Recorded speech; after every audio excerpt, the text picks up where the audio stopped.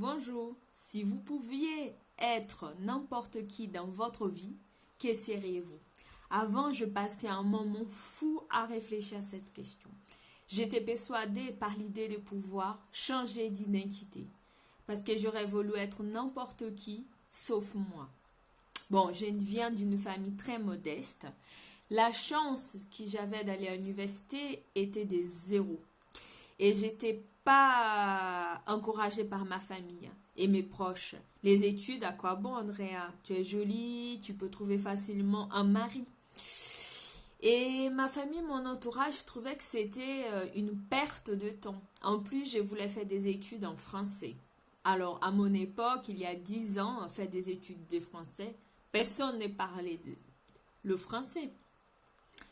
Et cette envie de réussir, d'aller au-delà de ce que j'avais, était toujours en moi une sorte d'ambition, de force, que ça n'a pas suffi d'aller dans une université brésilienne.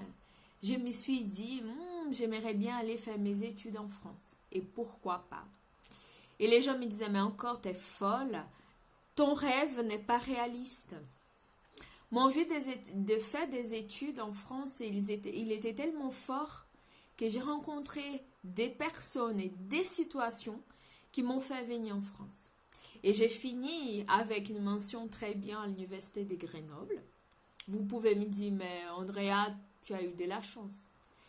Bon, je vais vous dire, oui, j'ai eu de la chance, mais j'ai fabriqué ma chance. J'ai inventé ma propre histoire. Mais mon histoire ne s'arrête pas là.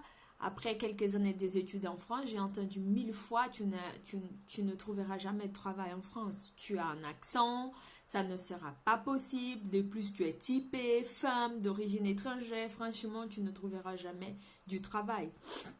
Même les gens qui m'aimaient beaucoup et qui connaissaient mes compétences ne croyaient pas que je pouvais trouver du travail. Et en ce moment-là, j'étais adulte, plus, je sais pas, 24 ans, et je n'avais plus la force pour croire ma chance. Le message qui trottait dans ma tête à ce moment-là était devenu tu ne vas jamais y arriver. Et même mes vrais amis qui rigolaient de mon accent avec un ton de blague ne faisaient que renforcer ce qui j'y arriverais pas. J'y arriverais jamais en fait. Ils ne savaient pas que cela me blessait énormément et que ça freinait dans d'autres domaines de ma vie. Et celle-là a commencé à avoir des conséquences terribles dans ma vie. J'ai commencé à ne plus répondre au téléphone car j'avais honte de parler à cause de mon action.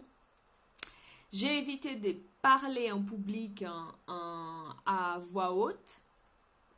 Et malgré que j'avais un master d'ingénierie pédagogique et enseignante déjà à l'université au Brésil et en France, mais sans croire vraiment que ça pouvait marcher quelque chose pour moi. Je ne me sentais pas à la hauteur de ce que je voulais. J'ai commencé à devenir dure avec moi-même, à me résigner à ce que ma vie soit comme ça en fait. Et de toute façon, tous les Brésiliens que je connaissais, ils avaient des boulots alimentaires. Alors, mon environnement devenait vraiment ma réalité. J'ai commencé à avoir une boule au cœur et ça me faisait vraiment mal. Au point que je n'arrivais même pas à respirer, je me disais, je dois vivre avec cette boule toute ma vie, en fait, c'est comme ça. Et vraiment, je croyais pas que je pouvais trouver un travail dans ma vie, mais je me disais toujours, ne veux pas être cette fille-là qui n'a pas de travail, grise, qui ne s'occupe pas d'elle et qui ne s'occupe pas de la littérature parce qu'à l'époque, j'aime encore beaucoup la littérature, mais c'était un moment de ma vie où j'ai beaucoup lu.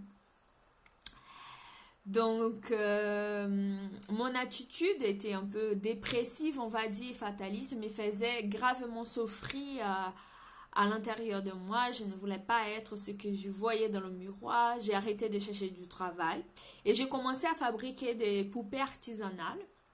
Mais au fond de moi, je trouvais vraiment dommage de faire tellement des études dans un domaine qui me plaît, tel que l'éducation et les pédagogies alternatives, pour faire l'artisanat que je considérais plus comme un loisir comme autre. Donc un jour, j'ai lu une phrase d'Henry Ford qui disait « Si vous croyez que vous pouvez, vous avez raison. Si vous croyez que vous ne pouvez pas, vous avez raison. Donc cette phrase m'a touché énormément. Donc je me dis, mais si je crois que je peux arriver, je peux y arriver. Mais comment? Je me demandais, mais comment faire ça? Comment et changer ça? Donc j'ai commencé à penser en dehors des paramètres rigides, des croyances qui me limitaient, qui prévalaient dans mon environnement, qui est en France, dans un milieu plutôt populaire, qui est souvent autour de personnes qui ça ne va jamais. Et malgré cette prise de conscience, rien n'a changé de ma vie.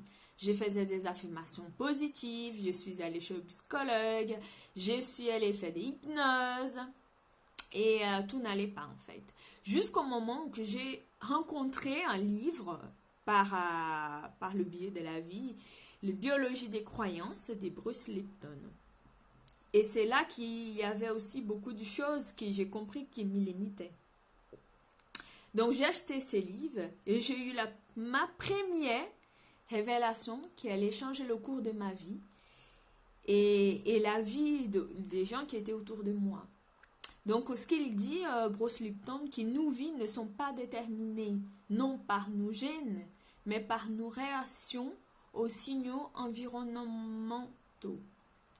Intuitivement, cette croyance n'a pas été une véritable surprise. Ça faisait longtemps qu'on savait que ce n'est pas parce que tu es né pauvre, par exemple, que qui va finir pauvre. Mais pourtant, j'ai resté persuadée que mon destin était d'avoir une vie personnelle et nulle, finie avec bac plus 5 et en train de tenir une caisse dans un supermarché quelconque et ne jamais pouvoir partir en vacances. Mais cette prise de conscience était toujours là, comme je pouvais changer le cours de ma vie en modifiant mes croyances. J'étais tellement remplie d'énergie par cette découverte prouvée par des scientifiques que je pouvais passer d'un statut de victime à co-créer ma vie en fait. Mais là, toujours pareil. Mais comment faire cela? Comment changer mes croyances? Et surtout, comment faire pour qu'elles disparaissent dans mon système de pensée et qu'elles arrêtent d'influencer mes émotions dans ma vie familiale, dans ma vie professionnelle? Et heureusement, nous vivons dans une époque passionnante où la science est en train de bousculer les vieux mythes, de remettre à cause certaines croyances fondamentales de la civilisation humaine. Donc tout ça m'a fait changer. J'ai pu changer certaines choses de ma vie et croire. Il y a peut-être 5 ans, je ne croyais pas, par exemple, que je pouvais être propriétaire d'une maison. Je suis toujours pas propriétaire d'une maison, mais je le crois que je peux y être. Donc, et ça change tout dans notre vie. Ça change tout notre système de pensée. Et c'est pour ça que les prises de conscience des systèmes de pensée, lorsqu'on change, on peut aussi changer notre réalité. Donc, vos croyances ont des conséquences, des grandes portées dans votre vie, aussi bien positives que négatives. Donc, si tu penses, je ne suis pas capable, je ne suis pas intelligent, et même je ne peux pas, ce sont des croyances plus insidieuses encore, les croyances qui découlent des phrases de notre enfance, telles qui ne touchent pas, ne va pas très loin. Donc, avec autant d'enjeux, il est essentiel de savoir changer nos croyances limitantes en croyances qui nous soutiennent. Et ces croyances qui est dans notre vie sont fausses, limitatives. Sachez que vous pouvez en prendre le contrôle pour reprendre le pouvoir sur votre vie et vous engager résolument sous la voie de la santé, du bonheur. Et donc, ces livres de biologie des croyances, ça m'a beaucoup aidé. Donc, le fait de savoir que je pouvais changer ma vie, c'était juste chouette. Et donc, on peut le faire. Bon, mais je vous remercie de m'avoir écouté jusque-là. Merci de m'avoir écouté. Je m'appelle Andrea Souza, je suis coach du changement. J'aide les gens à faire de changement tout en s'amusant avec des techniques psychocorporelles. J'espère vous retrouver à bientôt. Au revoir.